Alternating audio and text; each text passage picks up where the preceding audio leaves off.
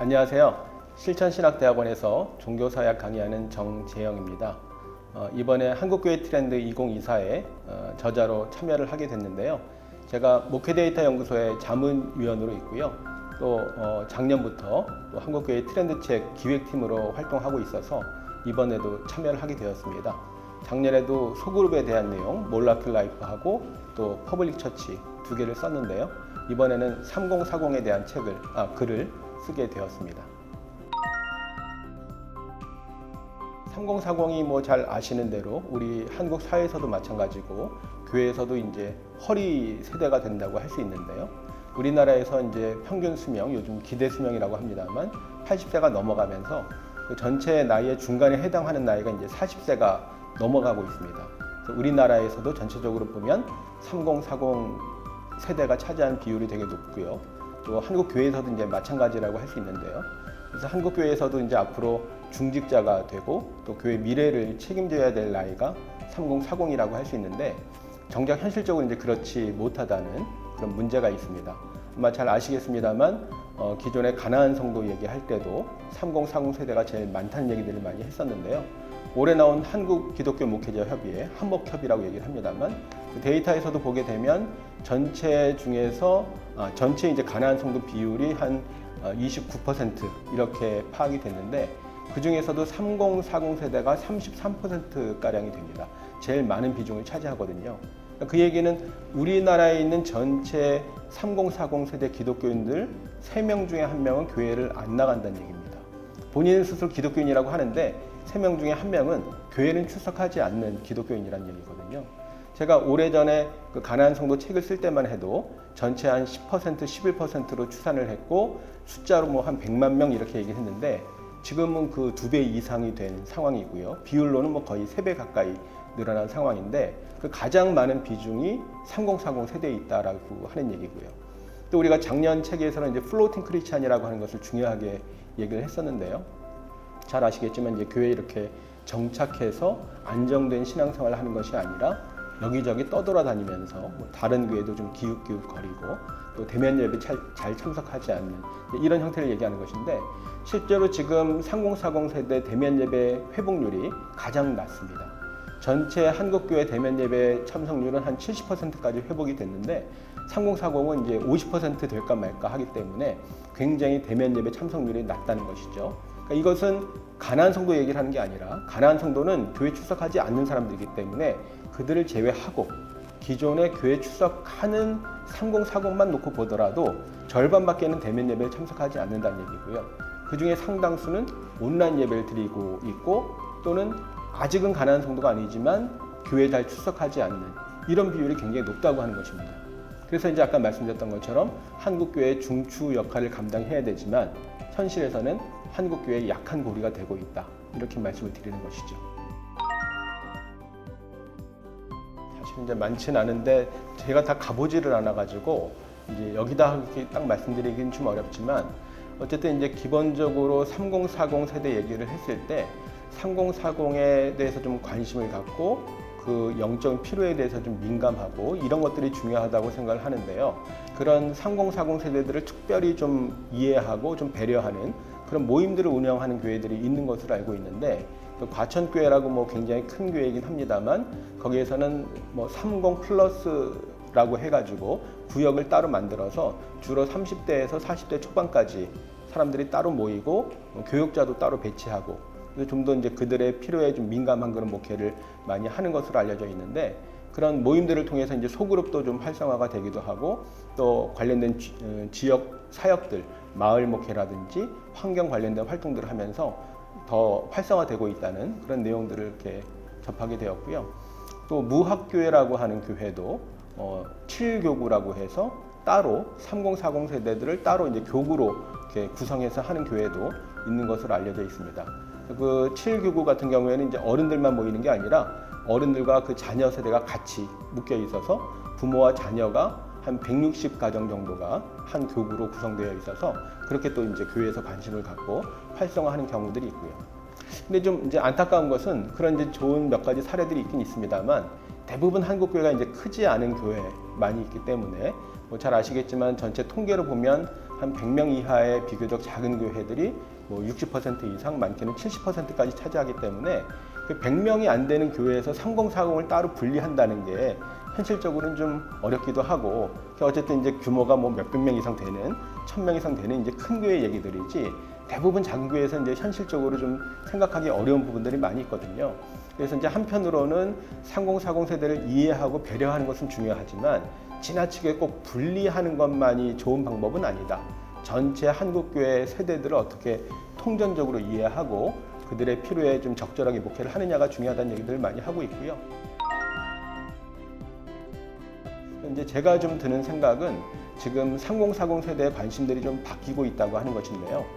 우리가 이제 전통적으로 신앙생활을 한다고 하는 것이 주로 교회 안에서의 어떤 활동들을 많이 생각들을 하고 있고, 그래서 이제 5060이라든지 기존 세대들은 교회 봉사하는 것을 되게 중요하게 생각을 하고 있고, 교회 봉사를 하는데 또 직분이 중요한 역할을 하기 때문에 중직자가 되는 것을 또 의미 있게 생각하고 사명감을 가지고, 심지어는 중직자가 되기 위해서 뭐 굉장히 노력도 하고, 거기 또 뭐 여러 가지 부작용이 있는 것도 사실입니다만 3040은 좀 많이 생각이 다르다는 거예요. 그래서 저희가 이제 직분에 대해서도 조사를 해봤습니다만 직분 맞는 것에 대해서 상당히 좀 부담을 느끼고 있고, 또 직분이 없는 사람에게 만약에 교회에서 중직을 요청을 하면 어떻게 하겠느냐라고 했을 때 많은 3040 세대들이 부담스럽다라는 대답을 하고 있거든요. 그 이유는 한편으로는 뭐 이들이 이제 성경을 잘 모르기 때문에 직분이 얼마나 중요한 건지 잘 모르기 때문에 그렇다라고 볼 수도 있지만, 어쨌든 이들이 볼 때 교회 전체 구조가 어떤 위계사회 구조로 이해되는 부분들이 많이 있습니다. 지금 젊은 세대들 뭐 2030도 마찬가지입니다만 그런 연고주의 모임, 무슨 뭐 동창회, 동문회, 향후회 이런 것들 별로 좋아하지 않는다는 얘기 많이 하지 않습니까? 그런데 북클럽이라든지 이런 것들은 등록비를 내고 유료로 참여하는데도 관심 있는 사람들이 많이 참여한다는 얘기들을 보게 되거든요.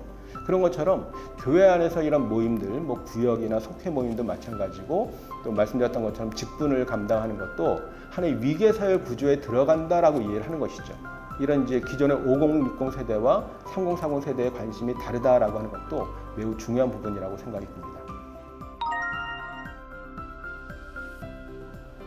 한편으로 이제 우리나라의 3040 세대를 말할 때 이제 기성세대와 관련해서 뭐 다르다는 얘기들을 많이 하고 있거든요. 특히 이제 최근에는 세대를 얘기할 때 보통 이제 사회학에서 세대는 이제 한 세대가 30년 이렇게 되는 것인데, 최근 사회가 급변하다 보니까 10년 사이에도 이제 세대 차이가 난다 그런 얘기를 많이 하거든요.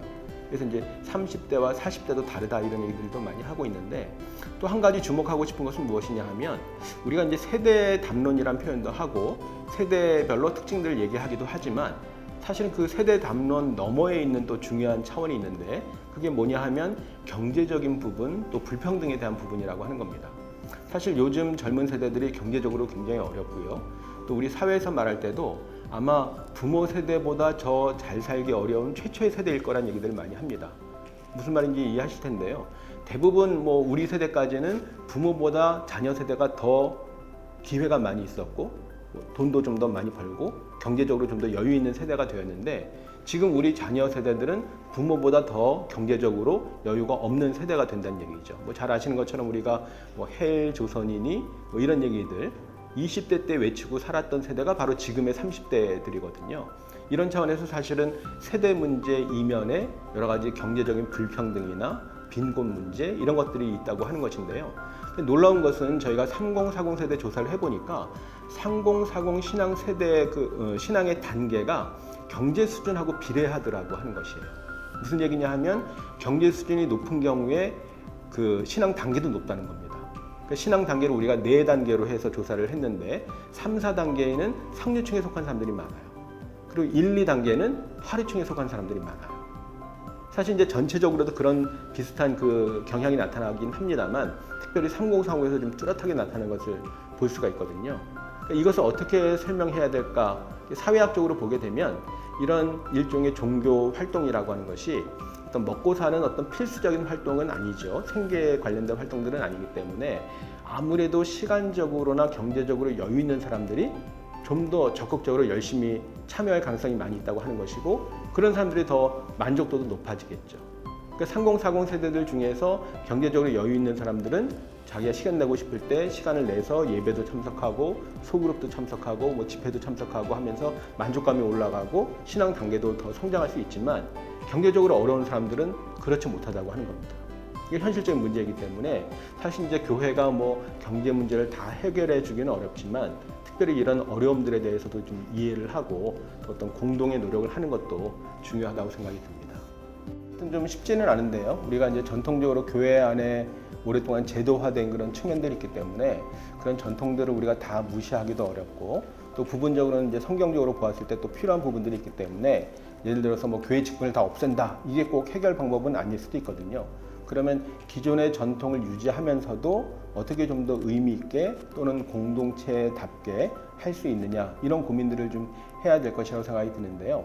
젊은 사람들은 아까 말씀드렸던 것처럼 교회 안의 신앙생활보다는 오히려 교회 밖의 신앙생활에도 관심이 있고 일상에서 신앙의 실천, 요즘 얘기하는 뭐 생활신앙 이런 것들을 되게 중요하게 생각을 하고 있고 또 단순히 교회 안에서만 신앙생활 열심히 하기보다는 사회와 이웃에게 교회가 인정받고 신뢰받고 이런 데 대해서도 관심이 많이 있거든요.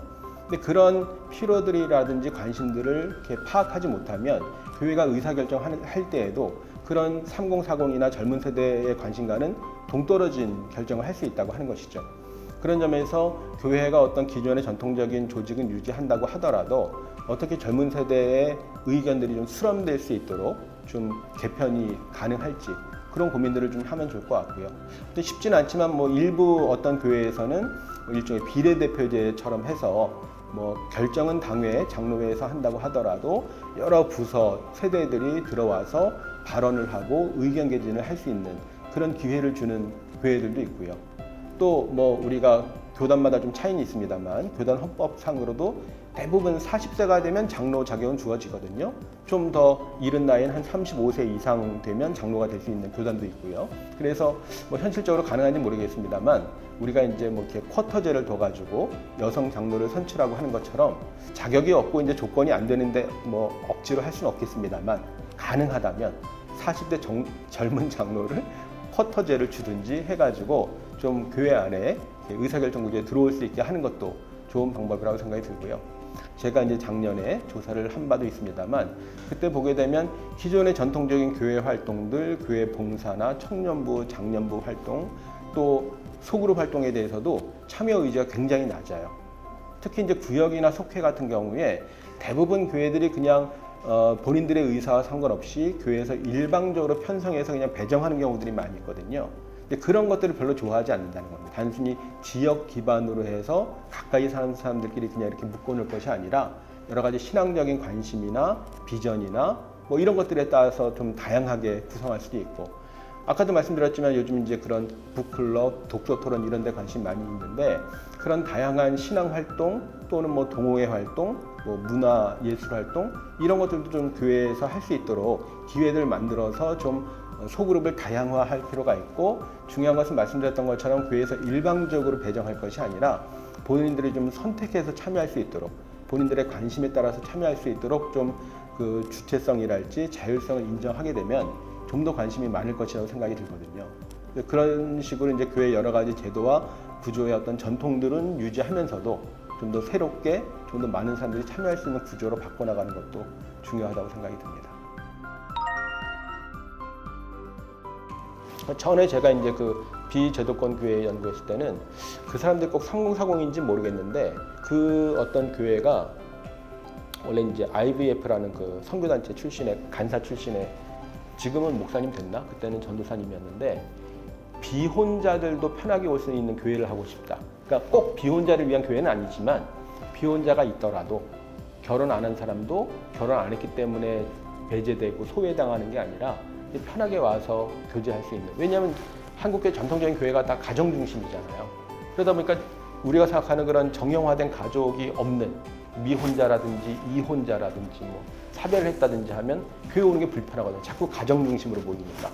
그런 사람들이 불편을 느끼지 않는 교회를 하고 싶다고 해서 뭐 한 40-50명 정도 그때 모였던 것 같은데 대체로 젊은 사람들이에요.